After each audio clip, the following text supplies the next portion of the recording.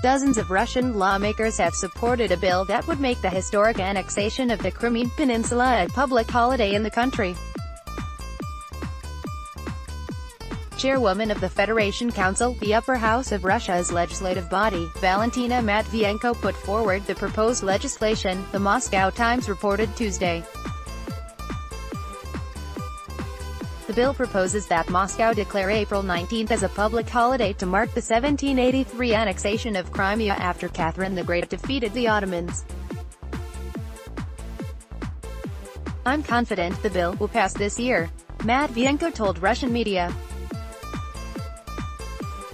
More than 170 years after being absorbed by Russia, Crimea was given to Ukraine in 1954 by the former Soviet Union.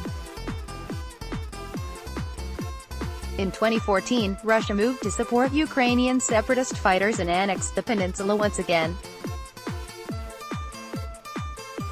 Since the annexation, Kiev and Moscow have been in a state of war, with tensions constantly flaring along disputed borders and waterways. Shortly after Crimea, the regions of Donetsk and Luhansk also broke away from Ukraine. Most of the international community has rejected Russia's annexation of the territory.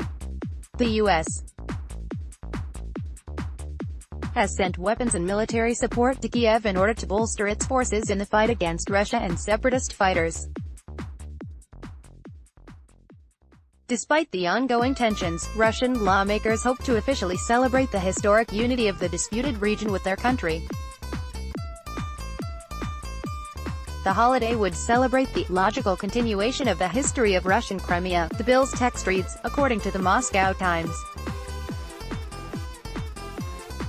Sergei Aksyonov, the pro-Moscow leader of Crimea, has voiced his support for the bill. He called the historic annexation of the peninsula one of the key events in our country's history. Moscow's actions toward Ukraine have raised fears of future confrontations with Russia's other neighbors and nearby countries. Norway, Poland, Sweden, Estonia, Latvia and Lithuania have all expressed concern about Moscow's expansionist ambitions. As a result, Norway announced plans this month to more than double the presence of U.S. Marines within its borders starting next year. In May, reports circulated suggesting that Poland had offered $2 billion for the U.S. to permanently station troops within its borders.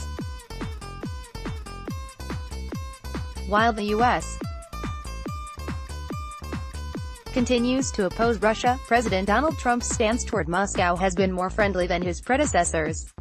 He has praised Russian President Vladimir Putin on numerous occasions. During the G7 summit earlier this month, Trump reportedly argued that Crimea is part of Russia because the people there speak Russian. Responding to the reports, the hosts of the Russian version of 60 Minutes victoriously declared that, "Crimea is ours, Trump is ours."